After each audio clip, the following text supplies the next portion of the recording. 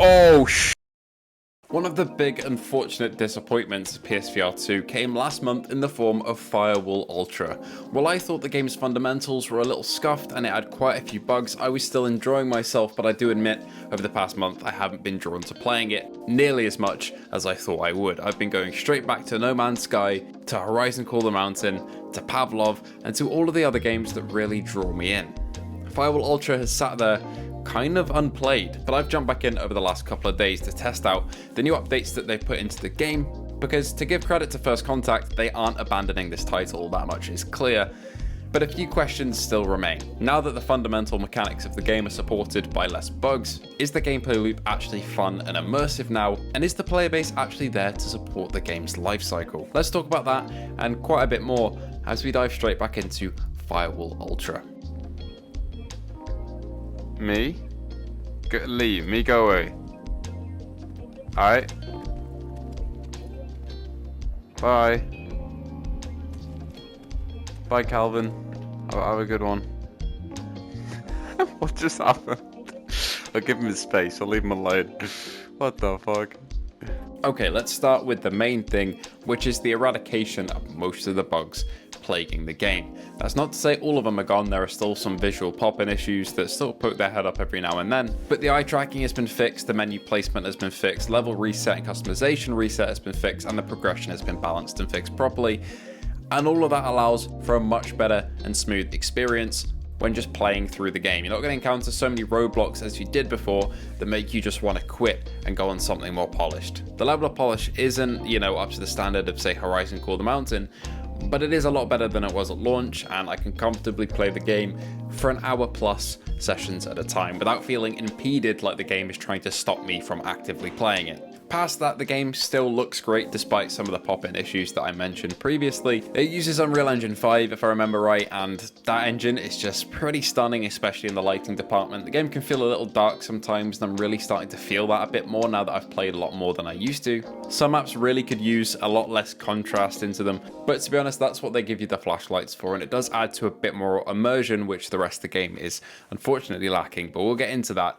Visually though, game is still stellar apart from the pop-in issues. In certain darker contrasty maps, as you turn a corner you might see some textures load in which looks kind of ugly as hell, but apart from that I haven't really run into any visual issues. The game's clarity is still pretty top notch, all the models look clear, and at times it does rival some of the best looking games on the headset, but ultimately visuals can only get you so far, so let's carry on forward.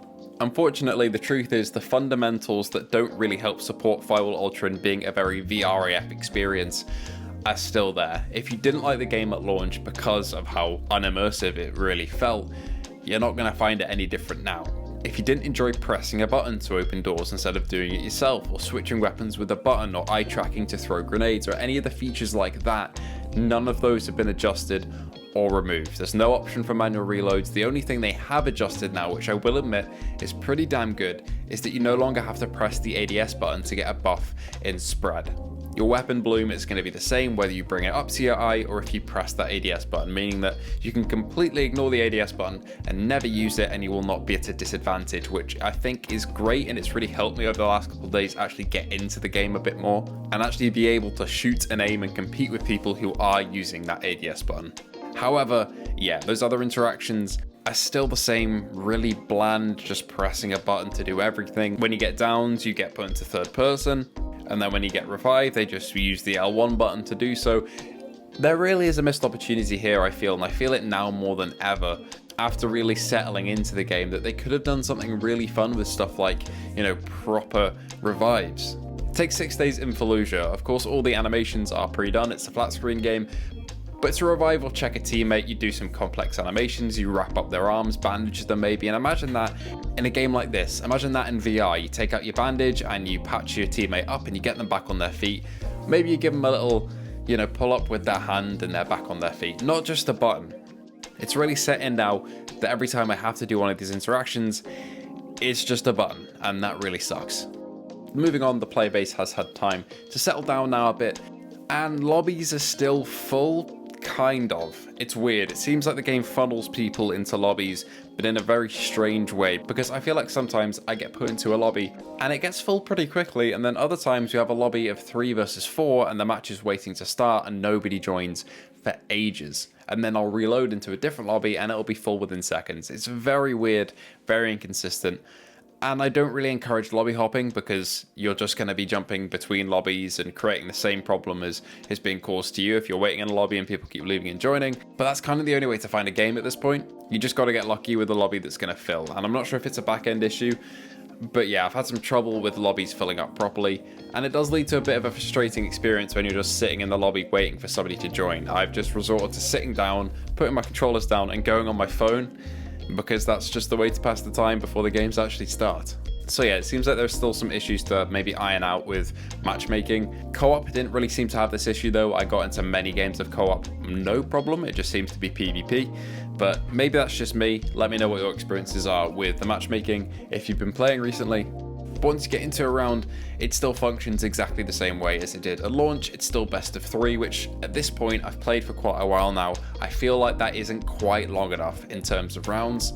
Games are over very quickly. I would prefer it if, say, it was best of 5 rounds or something like that. That would have been a lot more room to breathe, especially since the rounds are over very quickly usually. It's got to the point, and it's only a month in, which is slightly worrying, where a lot of the player base I was playing against or with know where the spawns are and know where people usually push through and can end the round within about 20 seconds because each team spawns so close to each other. And because it's only best of 3 rounds, games are over incredibly quickly a lot of the time, and then you get people leaving the lobby and then you have to wait for somebody new to fill in that position. It's a bit of a feedback loop where the length of the game causes people to leave quickly and then you have to wait again, and you get a lot of downtime and not a lot of time in the game, and that still is unfortunately an issue that I found even after all these patches. However, I gotta say the player base is still pretty lovely. All the people that spoke English that I played with were incredibly nice. They were still handing out tips to me on, you know, which settings to change in the new update when I first jumped in. And there seems to be a lot of people just enjoying this game, not just not engaging in online discourse and just getting into the game and enjoying it. And that's great, to be honest. A lot of people don't engage in, you know, discourse on Reddit or discourse on Twitter. They just play the game and they just enjoy it. And I found a lot of those people playing Firewall Ultra, so I feel like the player count is higher than we give it credit for. And the people that are there are absolutely lovely. And most of the people that do communicate do genuinely want to work as a team. So I had a pretty positive experience in that, even though I am awful at the game. The fundamentals for the teamwork here, it's pretty good. It's just I wish there were more VRAF interactions throughout the game. So my verdict is, after all these updates, Firewall is still a game that I want to love, but I just can't. I have some really fun moments occasionally, and sometimes all the elements come together and clicked just right, and it feels great. But then you also have the opposite end of that, where a lot of the time it's a lot of waiting, it's a lot of game mechanics not quite functioning just right to make that cohesion work. And at the price tag it's at, I'm not sure I can quite justify it to somebody that hasn't bought it yet. Instead, I'd say wait for Breaches coming out early next month, which is one of the best VR FPS titles there is on PSVR and Quest. It'll have crossplay, meaning very, very full servers all of the time. And if you're really looking for that Rainbow Six kick in VR, it's going to be that sort of game. There's plenty of content and plenty of videos of it online on other platforms, so you pretty much know exactly what you're getting yourself into.